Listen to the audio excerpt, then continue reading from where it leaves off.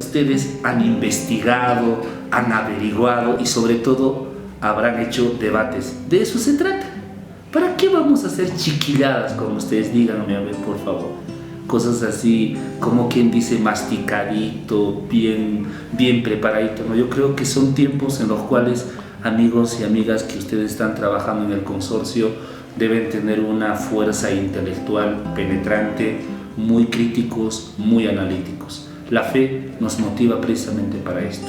Y el tema de iglesia es interesante. Seguramente te habrás respondido cuáles son las 3 tareas de tu bautizo. Si hasta ahora no tienes respuesta, no has comprendido y no sabes explicar a los demás, simplemente no vas a pasar el curso.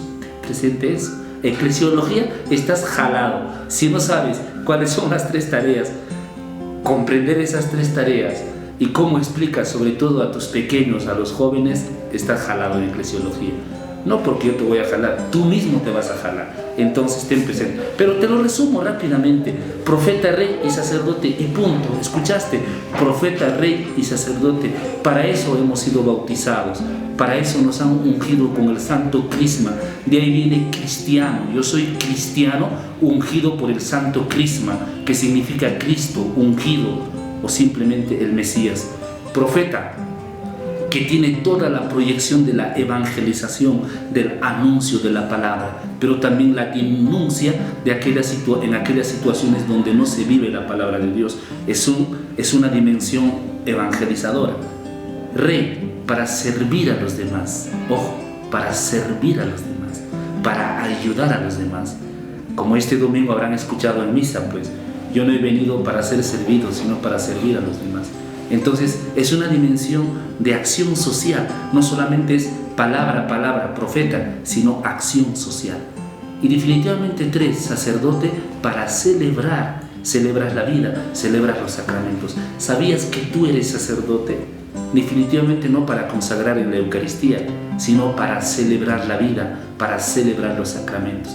Y eso es toda la dimensión orante, litúrgica de la iglesia. Y sobre estos 3 ejes, ojo, es un trípode, se sostiene la acción de la iglesia. La iglesia es una comunidad y tiene esas 3 acciones, ese trípode, profeta, rey y sacerdote. Ahora, rápidamente vamos a explicarles, seguramente en el material han encontrado este gráfico un poco curioso, pero no es tan curioso. Es simplemente para ver de cómo la iglesia viene desde la creación. Cuidado. La iglesia no solamente viene cuando Jesús le dice a Pedro, sobre esta piedra edificaré mi iglesia, no. La iglesia viene desde el momento de la creación. ¿Por qué? Porque Dios crea al hombre con la capacidad de ser comunidad, con la capacidad de comunicarse con los demás, con la capacidad de hacer sociedad, sociabilización, comunidad, comunión. Escuchen bien, por favor, de ser un grupo. Por eso es interesante que nosotros veamos cómo la iglesia va manifestándose, se va constituyendo poco a poco en la historia. Y nosotros hemos dicho que este proceso tiene 5 momentos. 5 momentos, como tus 5 dedos, no te olvides, por favor. Si te olvidas uno de ellos, fuiste. Primero, es la prefiguración desde el origen del mundo. De modo que el pueblo de Dios, la iglesia, se va prefigurando. Es decir, aparece como una figura. Cuando, por ejemplo, el pueblo de Israel sale de Egipto, ¿no? Peregrina, es un pueblo, es un grupo de personas, se va prefigurando. Y luego la preparación de manera muy admirable en la alianza. Recuerda que la alianza es un tema muy presente en el Antiguo Testamento. Abraham hace alianza con Dios, Noé hace alianza con Dios, Jacob hace alianza con Dios. Entonces, en toda esta experiencia, la iglesia se va preparando poco a poco. ¿Por qué? Porque el pueblo de Dios responde, escucha bien, con una confianza a Dios. Y entonces, eso es la alianza. Y también los profetas se encargan de preparar la iglesia. Los profetas invitan a una asamblea, convocan a vivir juntos. También es una preparación. De modo que en todo este tiempo de preparación aparecen esos 3 elementos del bautizo. Están los sacerdotes preparando el pueblo de Dios. Están los profetas preparando el pueblo de Dios. Están los reyes preparando al pueblo de Dios. David es un rey y convoca a su pueblo, junta a su pueblo. Entonces vean qué interesante. Definitivamente nuestra iglesia católica ha sido constituida en los últimos tiempos. ¿Y qué es los últimos tiempos? En el tiempo de Jesús. Entonces ese pueblo que se ha manifestado desde el inicio hasta Jesús, que ha ido peregrinando, caminando, ahora tiene que ser constituida, fortalecida, sostenida. Y eso lo va a hacer Jesús. Y lo va a hacer, atentos, con 4 acciones importantes. Primero, anunciando el reino de Dios, anunciando la conversión. 2, realizando los milagros. Es una forma de constituir esa nueva comunidad, esa nueva iglesia.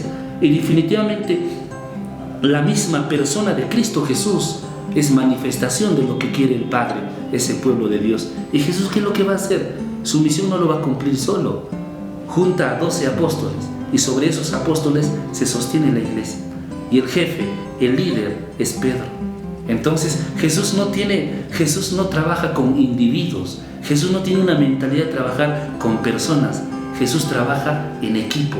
Jesús trabaja en comunidad. Entonces fíjense, Jesús no quería cumplir su misión solo, sino junta a 12 apóstoles. Y para que los 12 apóstoles se organicen, tengan liderazgo y tengan una unión de esfuerzos, nombra a Pedro como el líder para que pueda unir a esos 11 hermanos y puedan seguir adelante. Y así el Señor va constituyendo su iglesia.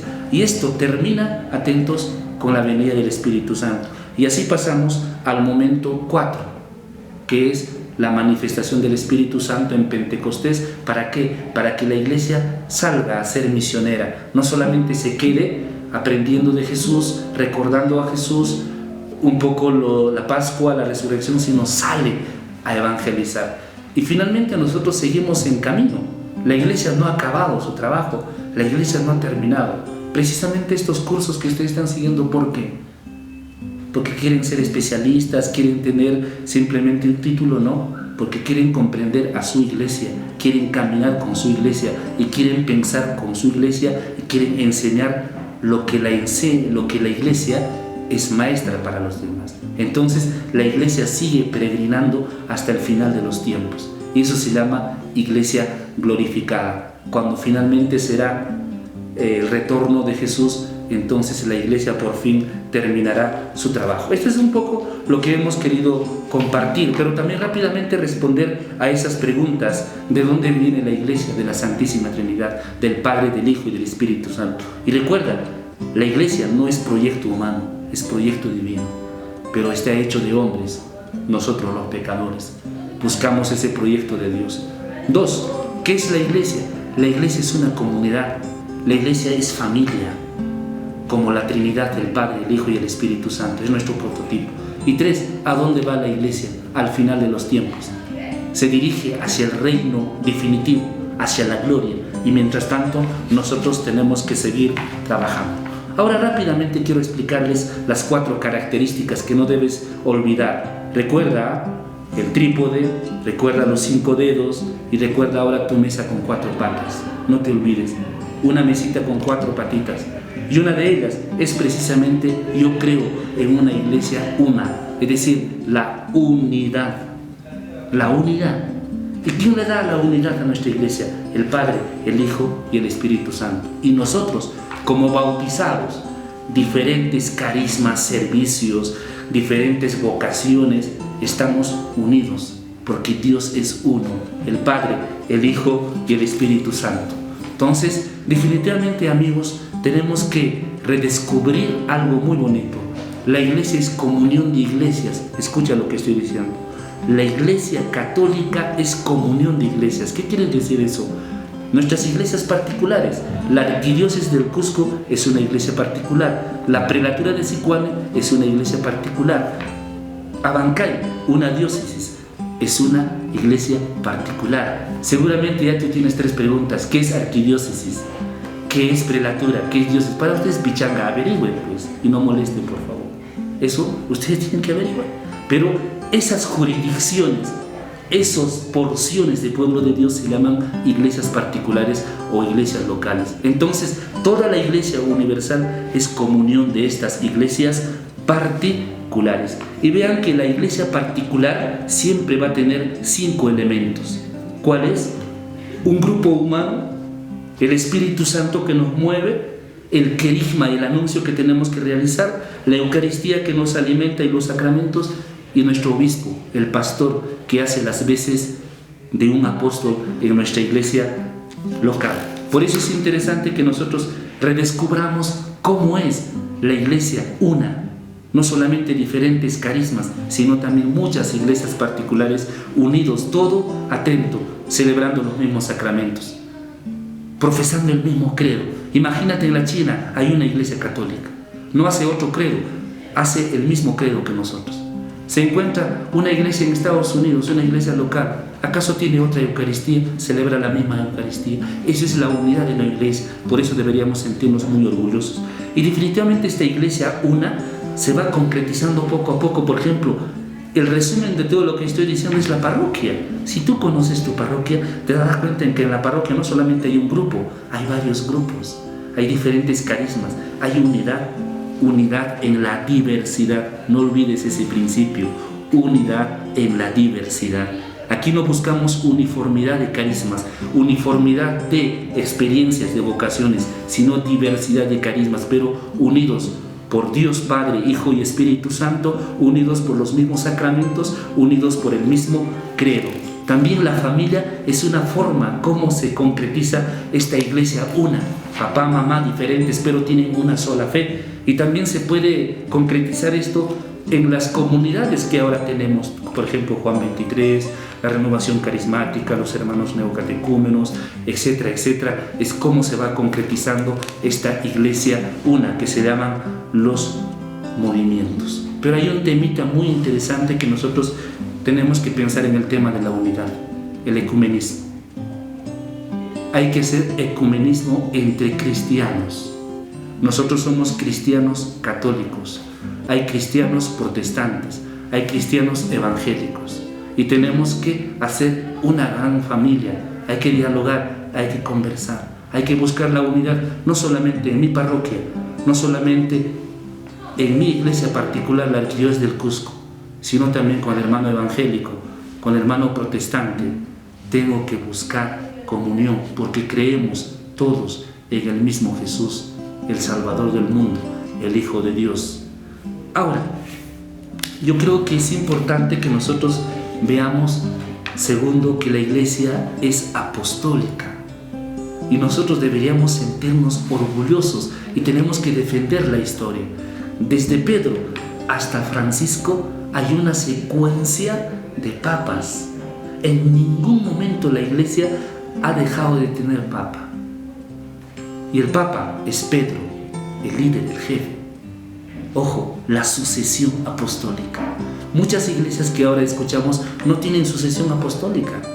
Por ejemplo, las iglesias que ahora encontramos en el Cruz, conoce Maranatas, no tienen esta sucesión apostólica desde Jesús hasta Francisco. Nosotros tenemos esta sucesión apostólica. De modo que nuestra iglesia está en la sucesión apostólica sobre los apóstoles. Por eso es apostólica, apóstol. Atentos. Y esto tenemos que conocer, tenemos que defender. Sé que en esta historia ha habido momentos difíciles. Ha habido papas con una experiencia difícil, pero también ha habido papas tan grandes como San Juan 23, Pablo VI, Juan Pablo II, Benedicto y ahora Francisco. No te pases, tenemos que profundizar. Definitivamente es una iglesia católica. Cuidado, esta palabra es muy trillada, es una palabra que se crea ambigüedades. Te dicen, ustedes son católicos, y seguramente en tu cabeza católico es sinónimo de chupa, sinónimo de tomar, y muchos nos confunden por eso, pero lamentablemente no saben ni lo que dicen, qué significa esa palabra católica. La palabra católica significa universal. San Irineo de Lyon, en los años 150, es el primero que ha acomodado este término, eicúmeno, que significa todo, universal, y esa palabra significa católico. ¿Qué queremos decir nosotros con la palabra católica? Que un cristiano que ama al Papa, que celebra los 7 sacramentos, que ama a María y profesa el credo, y en el credo Padre, Hijo y Espíritu Santo, se encuentra en la China, se encuentra en Estados Unidos, se encuentra en Alemania, se encuentra en el Cusco, se encuentra en Sicuán. Es decir, la iglesia de Jesús, que viene desde Pedro, fundado por Jesucristo, constituido por Jesucristo, hasta ahora se encuentra en diferentes lugares. De modo que la palabra católica significa universalidad, catolicidad, universalidad. Entonces aquí nosotros podemos precisar algo. Nosotros somos cristianos católicos. No solo somos católicos o cristianos, somos cristianos católicos. Pero hay mucha gente que ahora se está llamando cristiano y a nosotros nos dicen católicos. Mal pues. Ellos son cristianos evangélicos, cristianos maranatas, cristianos bautistas. En cambio nosotros somos cristianos católicos. ¿Por qué? Porque Cristo es quien nos ha ungido. Seguimos a Cristo. Y el seguimiento a Cristo no solamente se encuentra en el Cusco, se encuentra en todas partes del mundo. La catolicidad, la universalidad. Definitivamente otra característica muy importante, el cuarto, creo en una iglesia santa. ¿Quién es el fundador? Padre, Hijo y Espíritu Santo. Ellos son santos, por eso es santa. Pero también los bautizados están llamados a la santidad, por eso es una iglesia santa. Definitivamente hay pecadores, o todos somos pecadores, pero nuestra vocación, nuestra invitación es a la santidad, como es santo, 3 veces santo, Padre, Hijo y Espíritu Santo. La palabra, los sacramentos son santos y eso nos santifica a nosotros. Hay una comunión de santos y eso es lo que precisamente nosotros celebramos el 1 de noviembre y el 2 de noviembre. Primero día de todos los santos y luego día de todos los vivos, porque hay una comunión, hay una conexión entre los que han fallecido y los que peregrinamos en este mundo y los que ya se encuentran en la gloria de Dios, que son los santos. Por eso tenemos una lista de santos canonizados que la Iglesia oficialmente ha reconocido y ha puesto en una lista. Pero no solamente son ellos, hay un montón de santos que se encuentran junto con estos, que podríamos decir santos anónimos. Pero lo curioso es para que tú veas que la Iglesia nunca ha sacado una lista de pecadores. ¿Te imaginas? Piensa un poco. Sí ha sacado una lista de santos, porque tiene la plena confianza después de una investigación de que es un santo, pero no ha hecho una lista de pecadores. Sería interesante, pero nunca lo va a hacer, porque la Iglesia no mira el pecado, sino mira la santidad, y a partir de esa experiencia podemos seguir adelante. Yo termino esta explicación, amigos y amigas, pidiéndoles finalmente, la Iglesia es un misterio de comunión para la misión. Escucha, la Iglesia es un misterio de comunión para la misión. Y allí hay 3 propiedades, categorías muy interesantes: misterio, comunión, misión. No te olvides, por favor. Recuerda, iglesia, misterio, iglesia, comunión, iglesia misionera. ¿Por qué es iglesia, misterio? No porque es algo incomprensible, inexplicable, algo escondido, no. Eso es el concepto en griego, el significado de la palabra misterio en griego. Pero en cambio en la Biblia la palabra misterio significa proyecto, un plan. San Pablo lo entiende así. Escúchame bien, ese proyecto es del Padre, del Hijo y del Espíritu Santo. Entonces la iglesia viene del Padre, del Hijo y del Espíritu Santo. Por eso es un misterio, es un sacramento que salva la iglesia. Ahora, eso responde precisamente a la pregunta que ya dije: ¿de dónde viene la iglesia? De la Trinidad, es un misterio. Ahora, la iglesia es comunión. En este mundo se encuentra como comunidad, como comunión, como familia. Eso que se dice técnicamente la coinonía. Y lo que Dios quiere es que nosotros seamos una familia en la diversidad. Y eso responde a la pregunta: ¿qué es la iglesia? Una comunidad. Diferentes carismas, diferentes servicios, diferentes vocaciones, pero, ojo, haciendo una gran familia. Y esa es nuestra respuesta ante un mundo dividido, fragmentado. Esa es nuestra propuesta en un mundo que no está buscando el bien común y la fraternidad. Cuanto más un colegio, comunión, una respuesta. Un colegio dividido, ¿qué comunión? Una familia dividida, ¿qué comunión? Una congregación dividida, ¿qué comunión? Se dan cuenta que la comunión está latente todos los días. ¿A dónde va la iglesia? La iglesia va al reino. Y mientras tanto, es una iglesia misionera, es decir, evangelizar. Y ahora el Papa Francisco nos está pidiendo salir, salir, salir, salir. Y el Francisco nos ha dicho, quiere una iglesia no enferma, sino accidentada, herida, manchada, porque sale a las calles a evangelizar. Una iglesia enferma se cierra a sí misma, se repliega a sí misma. Una iglesia egoísta que de alguna manera busca sus dominios, ¿no? Una iglesia en servicio a los demás. Amigos y amigas, profundicen bastante, por favor. Ojalá que esta experiencia nos ayude a crecer en nuestra fe y que tengan éxitos con la eclesiología.